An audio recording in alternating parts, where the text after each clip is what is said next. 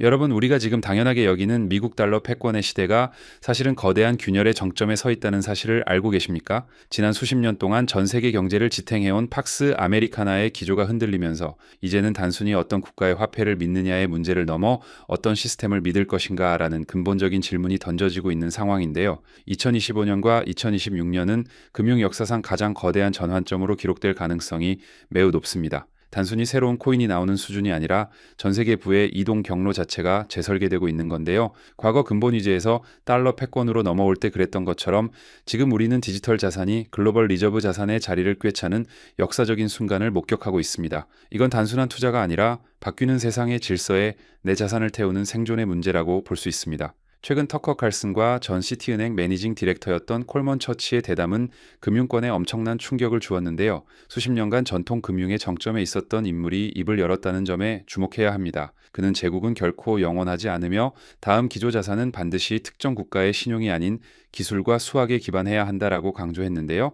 이제 비트코인이 디지털 금으로서 가치 저장 수단의 역할을 증명했다면 그 다음 단계는 실제로 경제 시스템을 돌리는 유틸리티 자산의 시대라는 거죠. 달러 이후의 시대를 준비하는 글로벌 엘리트들이 왜 지금 디지털 자산의 인프라에 집중하고 있는지 그 뉘앙스를 읽어내는 것이 투자의 성패를 결정짓는 핵심이라고 할 수 있습니다. 지금까지 우리가 본 암호화폐 시장은 사실 맛보기에 불과합니다. 개인 투자자들과 일부 얼리어답터들이 만든 시장이었으니까요. 하지만 이제는 차원이 다른 돈이 들어오려고 대기 중인데요. 전 세계 제도권에는 약 100조 달러가 넘는 이른바 컴플라이언스 자본이 묶여 있습니다. 이 거대한 자금들은 법적인 규제와 가이드라인이 없으면 단 1달러도 움직일 수 없는 성격을 가지고 있는데요. 지금 미국을 중심으로 한 규제 명확성 작업들이 왜 그렇게 중요하냐면은 바로 이 100조 달러라는 거대한 댐의 수문을 여는 열쇠이기 때문입니다. 규제 준수, 즉 컴플라이언스가 확립되는 순간 시장의 규모는 지금보다 최소 10배 이상 확장될 수밖에 없는데요. 이건 추측이 아니라 기관들의 자금 운용 원칙상 필연적으로 일어날 수밖에 없는 일인 겁니다.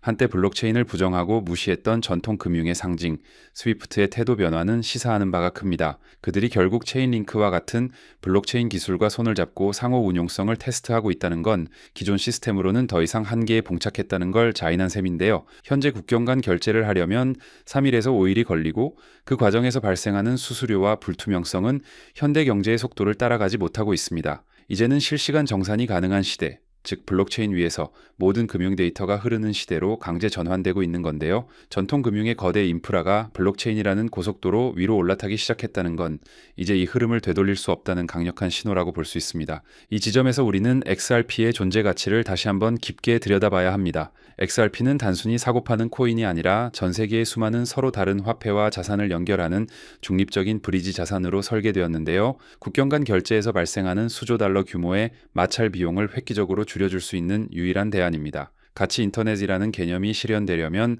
정보가 이메일처럼 순식간에 이동하듯 돈의 가치도 실시간으로 이동해야 하는데 XRP가 바로 그 정산의 핵심 도구가 되는 거죠. 외환 시장의 거대한 유동성을 흡수하고 글로벌 정산 시스템을 대체할 수 있는 기술적 구조적 우위를 점하고 있다는 사실이 투자의 강력한 근거가 됩니다. 세계 최대 자산 운용사인 블랙록의 레리 핑크 회장은 최근 아주 흥미로운 발언을 이어가고 있는데요. 그는 미래의 금융은 모든 자산의 토큰화로 귀결될 것이라고 확신하고 있습니다. 주식, 채권, 부동산, 심지어 미술품까지 모든 실물 자산이 온체인화되어 토큰 형태로 거래될 것이라는 뜻인데요. 이렇게 되면 거래 비용은 획기적으로 줄어들고 연중 무휴 24시간 거래가 가능해지며 유동성은 극대화됩니다. 2025년은 이런 토큰화 시장이 주류로 진입하는 원년이 될 것으로 보이는데요. 전 세계 수백조 달러의 자산이 블록체인 위에서 토큰화될 때 그 기반 인프라를 누가 선점하느냐가 다음 세대의 부를 결정짓는 핵심이 될 것입니다. 그렇다면 왜 하필 XRP 레저인가라는 의문이 생길 수 있는데요. 비트코인은 가치 저장 수단으로는 훌륭하지만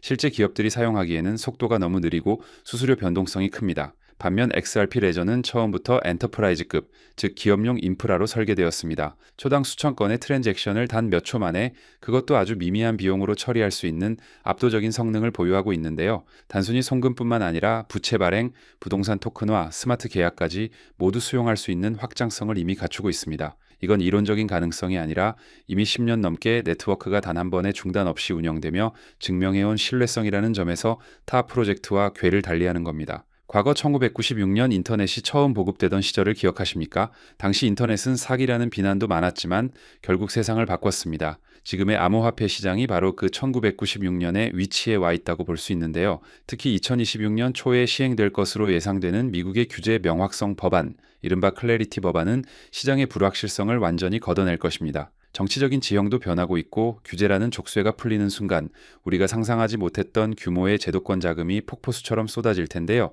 지금의 지루한 횡보나 소소한 하락은 거대한 상승장을 앞둔 마지막 매수 기회이자 폭풍 전야의 정적일 뿐입니다. 많은 분이 체인링크와 리플이 경쟁 관계라고 생각하시는데 사실은 그렇지 않습니다. 이들은 새로운 디지털 금융 스택에서 서로 다른 레이어를 담당하고 있는데요. 체인링크는 현실 세계의 데이터와 블록체인을 연결하고 서로 다른 체인끼리 메시지를 주고받게 하는 표준 인프라 역할을 합니다. 반면 리플과 XRP는 그 인프라 위에서 실질적인 유동성을 공급하고 가치를 정산하는 결제의 끝판왕 역할을 하는 거죠. 즉 체인링크가 정보를 전달하는 신경망이라면 XRP는 그 혈관을 흐르는 피와 같은 존재입니다. 이 두 거대 프로젝트가 완벽하게 맞물려 돌아갈 때 비로소 우리가 꿈꾸는 디지털 금융혁명이 완성되는 시나리오라고 볼 수 있습니다. 결론을 말씀드리겠습니다. 이제 코인 투자는 단순히 차트를 보고 사고 파는 투기를 넘어섰습니다. 전 세계 부의 이동 경로가 바뀌는 이 거대한 길목을 누가 먼저 선점하느냐의 싸움인데요. XRP는 단순히 가격이 오를 것 같아서 사는 자산이 아니라